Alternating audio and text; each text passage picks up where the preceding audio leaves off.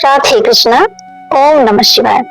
फाल्गुन मास की कृष्ण चतुर्दशी की वह पावन रात्रि जब संपूर्ण सृष्टि मनुष्यमय हो उठती है, जब आकाश में एक अदृश्य शांति उतरती है, जब प्रत्येक मंत्र की ध्वनि सीधे कैलाश तक पहुंचती है।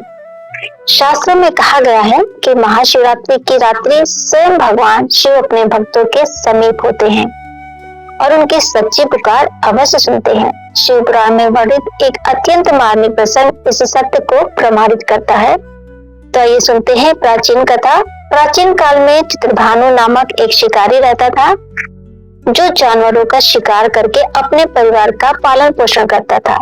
वह एक साहूकार का कर्जदार था, लेकिन समय पर कर्ज न चुका पाने के कारण क्रोधित साहूकार ने उसे पकड़कर एक शिव मठ में बंदी बना लिया। संयोगवश वह दिन महाशिवरात्रि का था। मठ में बंदी होने के कारण शिकारी पूरे दिन भूखा प्यासा रहा। वहां हो रही धार्मिक बातों और शिवरात्रि की कथा को वह ध्यान पूर्वक सुनता रहा। शाम होते ही साहूकार ने उसे ऋण चुकाने के लिए बुलाया, तो शिकारी ने अगले दिन सारा ऋण लौटाने का वचन देकर अपनी स्वतंत्रता प्राप्त की। अपने वचन के अनुसार ऋण चुकाने के लिए व्याकुल शिकारी उसी शाम शिकार की तलाश में जंगल की ओर निकल पड़ा। दिन भर भूखा प्यासा रहने के कारण वह बहुत थका हुआ था। जंगल में एक तालाब के किनारे बेल पत्र का पेड़ देखकर वह उस पर चढ़ गया, जिससे रात भर शिकार की प्रतीक्षा कर सके। उसे इस बात का अंदाजा नहीं था कि उस बेलपत्र के नीचे एक शिवलिंग भी मौजूद है, जो सूखे बेलपत्रों से ढका हुआ था। अपने बैठने के लिए मचान बनाते समय उसने जो टहनियां और पत्ते तोड़े, वे संयोग से नीचे शिवलिंग पर गिरते गए। इस प्रकार बिना जाने ही शिकारी ने शिवलिंग पर बेलपत्र चढ़ा दिया और पूरे दिन भूखे रहने के कारण उसका व्रत भी हो गया। जब प्रथम पहर की रात्रि आई, तो रात्रि का प्रथम पहर बीतने पर एक गड़बड़ी मृगी यानी कि हिरणी तालाब पर जल पीने आई। शिकारी ने धनुष पर तीर चढ़ाकर पतंजा खींची, तब मृगी ने विनती की, मैं गड़बड़ी हूँ, तुम एक साथ दो जीवों की हत्या कैसे करोगे? ये उचित नहीं है। मैं बच्चे को जन्म देकर स्वयं तुम्हारे पास लौट आऊंगी। उसकी बात सुनकर शिकारी ने उसे जाने दिया। तीर चढ़ाने और पतंजा ढीली करने के क्रम में कुछ बेलपत्र फिर से शिवलिंग पर गिर गए। इस प्रकार प्रथम पहर की पूजा भी अनजाने में संपन्न हो गई। फिर द्वितीय पहर आया। कुछ देर बाद दूसरी मृगी उधर से निकली। शिकारी ने फिर धनुष पर बाण चढ़ाया, तो मृगी बोली, मैं ऋतु से निर्वृत्त होकर अपने प्रियतम की खोज में भटक रही हूँ, पति से मिलकर लौट आऊंगी। शिकारी ने उसे भी जाने दिया। इस बार भी धनुष की पतंजा से लगकर कुछ बेलपत्र शिवलिंग पर गिर गए और द्वितीय पहर की पूजा भी उसकी हो गई। अब तृतीय पहर आया। रात्रि के तीसरे पहर में एक और मृगी अपने बच्चों के साथ वहां आई।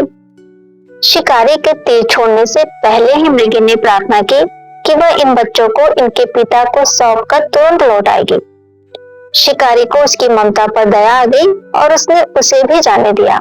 इस प्रकार भूखा प्यासा शिकारी बेल पत्र तोड़ तोड़ कर नीचे फेंकता रहा और अनजाने में तृतीय पहर की पूजा भी उससे संपन्न हो गई।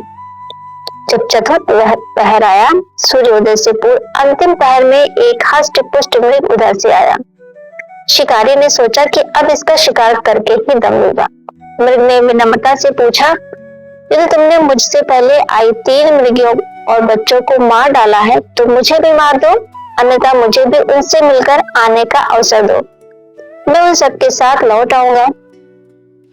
ये सुनकर शिकारी के सामने पूरी रात का घटनाक्रम घूम गया। उसने मृग को सारी बात बताई कि कैसे उसने तीनों मृगियों को उनके वचन के आधार पर छोड़ दिया था। तब मृग ने बताया कि वह उन तीनों का पति है और यदि उसकी मृत्यु हो गई तो वे अपना वचन पूरा नहीं कर पाएंगे। यह सुनकर शिकारी का हृदय परिवर्तन हो गया और उसने मृग को भी जाने दिया। पूरी रात अनजाने में हुई उपवास, रात्रि जागरण और शिवलिंग पर बेल पर चढ़ने से शिकारी के सारे पाप नष्ट हो गए और उसका मन निर्मल हो गया। कुछ ही देर में सभी मृगियां और बच्चे उस मृग के साथ वापस आ गए और शिकारी के सामने खड़े हो गए, अपना वचन निभाने के लिए तैयार थे। तब शिकारी का हृदय पूरी तरह बदल चुका था। उसने सबको जीवन दान दे दिया।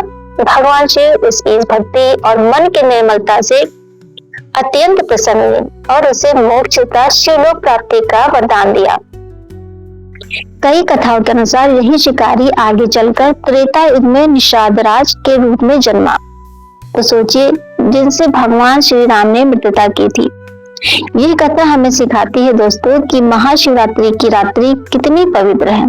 यदि अनजाने में किया गया व्रत इतना फलदायी हो सकता है, तो श्रद्धा, नियम और मंत्र जाप के साथ किया गया व्रत कितना महान फल देगा। इस रात्रि में ओम नमः शिवाय का जप करें, चारों प्रहर में अभिषेक करें और अपने भीतर करुणा और पवित्रता जगाएं, क्योंकि शिव केवल पूजा की सामग्री नहीं देखते, वे हृदय की सच्चाई भी देखते हैं। इसी भावना के साथ ये पावन महाशिवरात्रि व्रत कथा यहीं पे समाप्त होती है दोस्तों। भगवान शिव की असीम कृपा आप सब पर बनी रहे। तो फिर मिलते हैं अगली वीडियो में, तब तक के लिए जय श्री कृष्णा दोस्तों।